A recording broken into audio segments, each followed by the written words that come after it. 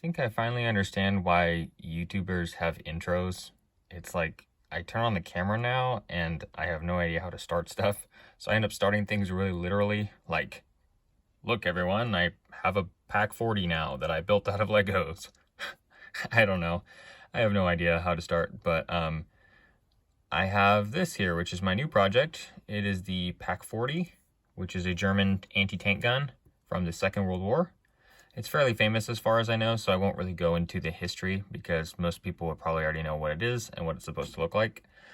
Yeah, this is my original design. I have never designed a PaK 40 before, or any German guns from the Second World War.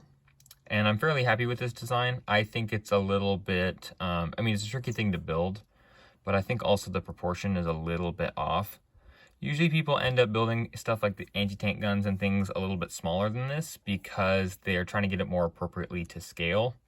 I ended up making mine a little bit larger, but I don't think that it's terrible. I usually err on the sides of making it just a slightly a bit bigger if I have to, because I wouldn't want something that's kind of flimsy.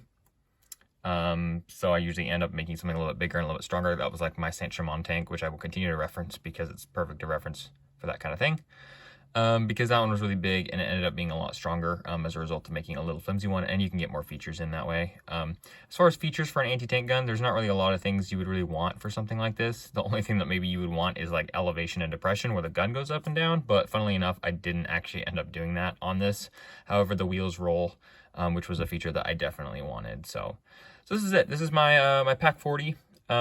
It is fairly good, I think. I think I could do better, but this was my first design, and I'm just going to log it here as my first design. I think I'm going to build tutorials on it too, so in case people want to build my PaK 40, they're welcome to. As mentioned before, it was with inspiration from my my Panzer IV Aus of G gun barrel on the end of this that looked very similar, had a very similar muzzle brake. So I used that same design, and I carried it over to a PaK 40. Like I mentioned, it's a bit too big. I have a guy here for comparison. I think it's okay, but I could have made it smaller. I just wouldn't have wanted it to be weaker than it actually was. The features include a sort of rounded shield in the front here that was real tricky to do. It's fairly robust though, it's not that bad. And it has two rolling wheels. It has kind of these elevation and depression wheels, part of the sighting system, the square breech with the circular hole in it, the legs on it, which move in and out as it does on the real thing. They don't clasp together. I was considering doing that and making like a clasping one that potentially could be pulled by a half track. I'm thinking about making a half track too. I'm not sure. It'll depend on what my piece selection is. And then there's like this little handle right here for part of the clasping mechanism. And then there is this rod right here. I saw a lot of them that had this strange sort of rod tool tied to the end. And I liked the color accent, but I'm going to be perfectly honest, I don't actually know what that tool does. And then it's got kind of these little shovel trays on the end that help dig in the gun when it's firing so that it doesn't fly all over the place, which would have been terrible. And then, yeah, that's about it. The chassis part down here is pretty good, all things considered. Worked pretty hard to try to make it robust so that it wouldn't just fall apart, because I've seen lots of these guns that ultimately, I think, usually if you end up making them a little weaker, they can look a lot better than this.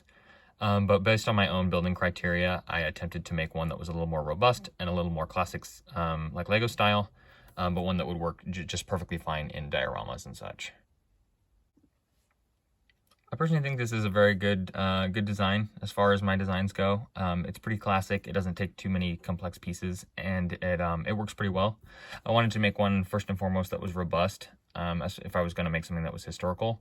It was kind of fun to be able to do this in tan though, because I usually have the issue of having to make a lot of my military builds in gray, because gray is the color, both light and dark gray are the colors that have the most variety as far as piece selection.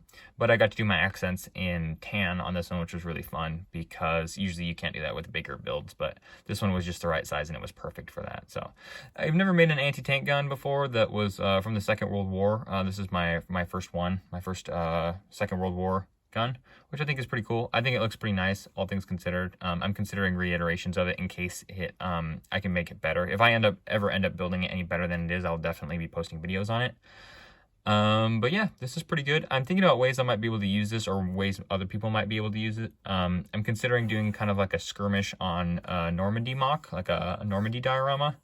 And I think something like this would be really cool. I'm trying to sort of consider different designs right now for stuff like this, and the tanks I've been building, and sort of like bunkers and stuff, to figure out what I would like to sort of be able to have in my repertoire to orchestrate into a build.